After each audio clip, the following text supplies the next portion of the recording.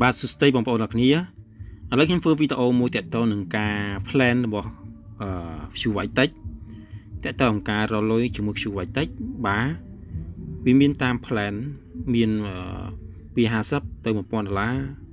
មាន$1000ទៅ$2500បាទរហូតតាម plan នេះបាទអញ្ចឹងបងប្អូនអាចចាប់ដើមរកលុយជាមួយ QWiTech បានពី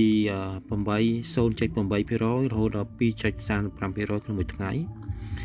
វាអាស្រ័យទៅលើការវិនិយោគរបស់យើងតិចឬច្រើនបាទក្នុងរយៈពេលគឺមាន15ថ្ងៃឬ65ថ្ងៃ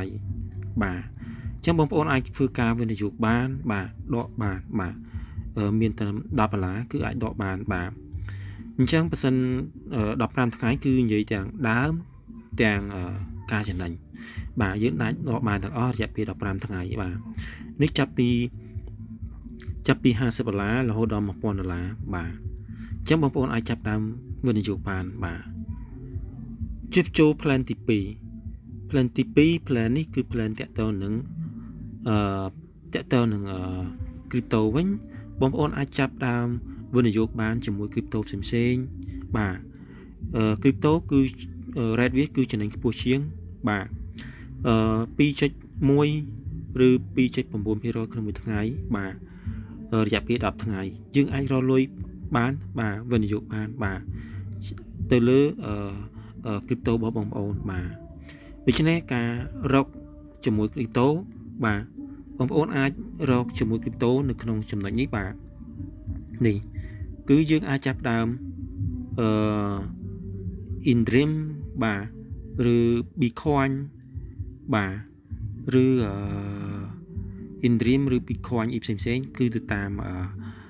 ការវិនិយោគរបស់បងប្អូននីមួយៗបាទអញ្ចឹងយើងអាចធ្វើការវិនិយោគបានជាមួយនឹងQWiTech នេះបាទបន្ទាប់មកគឺយើងការចំណេញរបស់វាគឺក្នុងមួយថ្ងៃ 1.9% បាទទៅលើទុនរបស់យើងទាំងអស់បាទលើទុនរបស់យើងអាចរកចំណូលពីវាបានប៉ុណ្ណេះយើងចូលទៅវគ្គទី3បាទវគ្គទី3គឺយើងនិយាយពីតាក់ទងនឹងExport Pro បាទ Export Pro គឺតាក់ទងទៅនឹងខ្វាញ់ដែរយើងអាចរកលុយជាមួយវាបានបាទ Export Pro នេះគឺយើងទិញ Export Pro បាននៅក្នុងកម្រិតណាមាន Pro មានអីទៅបងប្អូនអាចរកលុយបានបាទនៅក្នុងនេះគឺមាន asset មាន crypto មាន USDT គឺគិតជាដុល្លារបាទនិង exclusive នៅផ្សេងនៅខាងក្រៅបាទអញ្ចឹងគឺមានតម្លៃរហូតដល់10000 100000បាទទៅតាមតម្លៃបាទមាន250,000មាន$50,000ដូច្នេះបងប្អូនអាចចាប់ដើមរកលុយជាមួយវាបានបាទបើសិនតែយើងមានលុយតិចតាមតិចតួចគឺយើងរកតាមនេះគឺ USDT feature ពី 2.6% ពី 3 ទៅ 7.6% ក្នុងមួយថ្ងៃរកលុយរយៈពេល185ទៅ770ថ្ងៃក្នុងមួយថ្ងៃបាទគឺយើងអាចរកលុយបានបាទគឺនឹងអាស្រ័យទៅលើការវិនិយោគរបស់បងប្អូនបាទអញ្ចឹងចូលចំណុចទី4ចំណុចទី4គឺតាក់ទងទៅនឹងQWiTech គឺមាន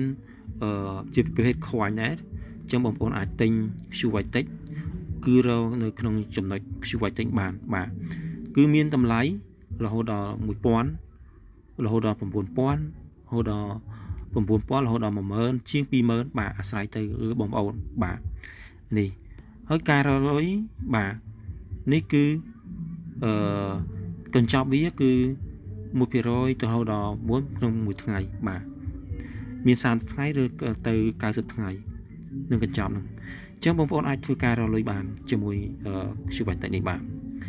អញ្ចឹងយើងចូលចំណុចទី5តាក់ទងទៅនឹងបាទ ASAP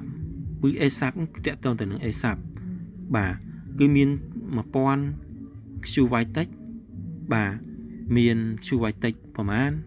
គឺយើងមាន QWiTech យើងអាចវិនិយោគទៅលើQWiTech បានគឺក្របគឺ QY តិច Ticket បាទនឹងគឺជាប្រភេទគ្រាប់បាទនេះគឺអក្សរកាត់ QD តិច limited បាទគឺអញ្ចឹងគឺមានគ្រាប់ខ្លួនឯងមាន 0.5 ទៅ 3% ក្នុងមួយថ្ងៃអញ្ចឹងក្នុងការរលុយគឺរយៈពេល60ថ្ងៃទៅ200ថ្ងៃនឹងរកកញ្ចប់នោះនៅក្នុងការរលុយបាទដូច្នេះអ្នកអាចផែនទៅលើsystem ខ្ញុំនឹងប្រាប់អ្នកទៅវាលើក្រោយទៀតបាទដូច្នេះបងប្អូនអាចរកលុយជាមួយ QY តិចបានបាទអញ្ចឹងក្នុងវីដេអូមានតែប៉ុណ្្នឹងហើយបើសិនបងប្អូនត្រូវការវិនិយោគអាចប្រើ link របស់ខ្ញុំនៅខាងក្រោមបាទចូលរួមជាមួយខ្ញុំបានអូខេអរគុណច្រើនអរគុណបាយបាទ